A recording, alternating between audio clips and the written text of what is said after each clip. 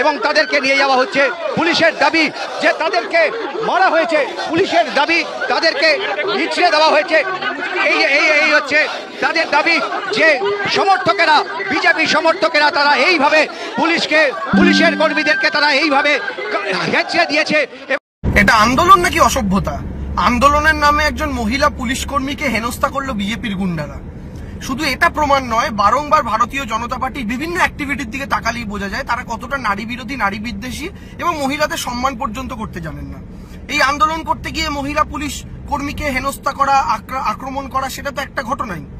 তার আগেও আপনারা দেখুন, আজকে যে বিজেপির ফ্যাক্ট ফাইন্ডিং টিম পশ্চিমবঙ্গের মাটিতে এলো, প্রথম প্রশ্ন তো থাকে তারা কি ফ্যাক্ট ফাইন্ড করবে, কারণ যেখানে অলরেডি সমস্ত কিছু ফ্যাক্ট পুলিশ অলরেডি ফাইন্ড করে ফেলেছে এবং ফেলছে, যারা অভিযুক্ত তারা প্রত্যেকে অ্যারেস্টেড, এফআইআর এর নাম না থাকা সত্ত্বেও ওইখানকার আরো একজনকে গ্রেফতার করেছে পুলিশ, এবং অভিযুক্ত যারা যিনি আক্রান্ত এবং তার বাড়ির লোক, তাদের কারোর তরফ থেকে এমন কোনো ব্যক্তির নাম আর এক্সট্রা দেওয়া হয়নি যাকে পুলিশ গ্রেফতার করেনি। অর্থাৎ পুলিশ শুধু গ্রেফতার করছে তাই নয়, পেঁয়াজের খোসার মতো পুরোটা বার করছে। কিন্তু বিজেপির ফ্যাক্ট ফাইন্ডিং টিমের নেতৃত্বে সেই বিপ্লব দেব আসছেন, যা ত্রিপুরাতে গত 1 বছরে 144 জনের কাছাকাছি মহিলা ধর্ষিত হয়েছেন বলে সরকারি রিপোর্ট। এবং দ্বিতীয়ত সেই বিপ্লব দেব আসছেন যার ওখানে আজ থেকে 2-3 মাস আগে একজন প্রতিবন্ধী মহিলাকে গণধর্ষণের শিকার হতে হয়। এবং রিসেন্ট আমরা একটা ঘটনার কথা জানতে পারছি, যেখানে একটা বাচ্চা মেয়েকে অজ্ঞাত, মানে কি কারণ জানা যাচ্ছে না, তার মৃতদেহ পাওয়া গিয়েছে। তো এই যে ঘটনাগুলো যে রাজ্যে ঘটেছে, তার নেতা তিনি মাথা হয়ে এসছেন ফ্যাক্ট ফাইন্ডিং টিমের। এবং সর্বোপরি এই ফ্যাক্ট ফাইন্ডিং টিমই কিন্তু সব জায়গায় ঘুরতে পারছে, কিন্তু কার্তিক মহারাজের কাছে যেতে পারছে না। আচ্ছা, বিজেপির ফ্যাক্ট ফাইন্ডিং টিমে বিজেপি আবার কার্তিক মহারাজকে স্বয়ং রেখে দেয়নি তো? এটা আমাদের প্রশ্ন রইল। কারণ এই কার্তিক মহারাজের কাছে বিজেপি যাবার সময় পাচ্ছেন না, যার বিরুদ্ধে আরো একজন মহিলা সরাসরি অভিযোগ করছেন যে তাকে নাকি কার্তিক মহারাজ নিয়মিত ধর্ষণ করতেন।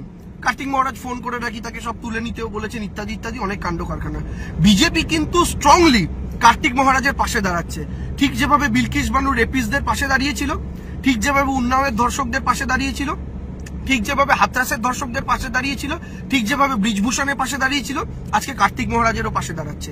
এটাই তৃণমূলের সাথে বিজেপির তফাৎ।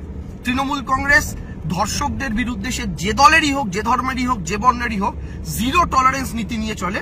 আর ভারতীয় জনতা পার্টি ধর্ষক মাত্রই ভারতীয় জনতা পার্টি তাদের বন্ধু মনে করে। কোথাও যদি তারা কান পেতে শোনে বিজেপির কেউ ধর্ষণ করেছে, তাহলে সঙ্গে সঙ্গে তার প্রমোশন পাকা হয়ে যায় এবং তার পাশে দাঁড়ানোর জন্য বড় থেকে ছোট, হাতা থেকে চামচা প্রত্যেক নেতা এসে পাশে দাঁড়িয়ে পড়েন।